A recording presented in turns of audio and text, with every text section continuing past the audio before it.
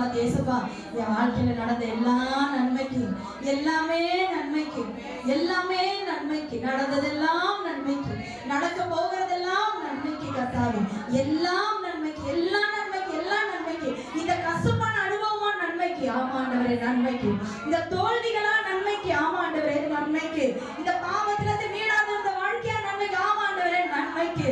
எனக்காக தேவன் வைத்திருக்கிற லக்கை நோக்கி ஓடும் பொழுது கர்த்தர் இந்த வனாந்திர பாதையில, இந்த வாழ்க்கை பயணத்தில கர்த்தர் எங்களுடைய கரங்களை யுத்தத்திற்கும் என்னுடைய விரல்களை அவருடைய போருக்கும் பழக்கவித்து கர்த்தர் கொண்டிருக்கிறார். ஹல்லேலூயா. கர்த்தர் எங்களை பழக்கவித்து கொண்டிருக்கிறார். கர்த்தர் எங்களை பழக்கவித்து கொண்டிருக்கிறார். இந்த இருக்கிற பிரச்சனைகளை நான் சந்திக்கிறதுக்கு முன்பாக நான் ஆராதிக்கிற தேவன் அவர்களை சந்திக்கிறார் என்பதை நான் அறிந்திருக்கிறேன். அவர் ஒரு நாளும் என்னை கைவிடுகிறவர் அல்ல.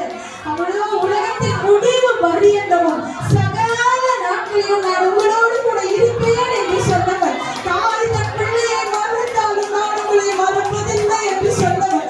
வனாந்திரத்திலே ஒரு தகப்பன் சுமந்து கொண்டு வருகிறது போல இந்த வனாந்திரத்தை உங்களை சுமந்து கொண்டு வந்த தேவன் என்று சொன்னவர். ஒரு நாளும் எங்களை மறந்து விடுகிறதில்லை, ஒரு நாளும் எங்களை கைவிடுகிறது இல்லை. நீதிமானுடைய சந்ததி அப்பத்துக்காக ஏலத்தில் திருத்தவை இதுவரைக்கும் நான் கேட்டதில்லை என்று வசனத்திலே வாசிக்கிறோம்.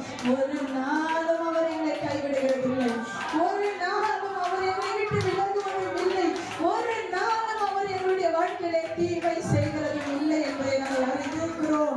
பிசாசு போட்டு வைத்த பழைய கசப்பான எண்ணங்கள் எல்லாவற்றையும் தீ கொடுத்துகிறோம்.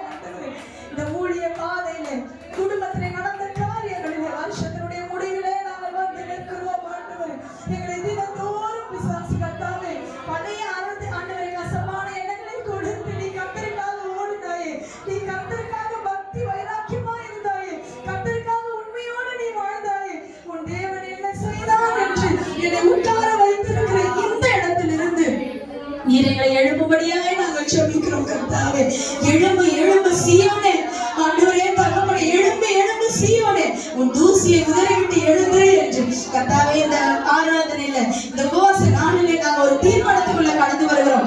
ஆண்டவரே சாத்ராக் மேஷாக் ஆபேத்நேகோ சொன்னாங்க, நாங்க ஆராதிக்கிற தேவன் எங்களை விடுவித்தாலும் சரி விடுவியாமல் போனாலும் சரி அவரையே நாங்கள் ஆராதிப்போம் என்று சொன்னது போல ஒருவேளை இந்த பிரச்சனையில நாம் மறித்தாலும் மறிப்பதே தவிர கலப்பையின் மேல கை வைத்து விட்டு பின்னிட்டு பார்க்கிற எவனும் ராஜ்யத்திற்குரியவன் அல்ல என்று இயேசு சொன்னார் என்று பார்க்கிறோம். நாங்கள் நம்பி வந்த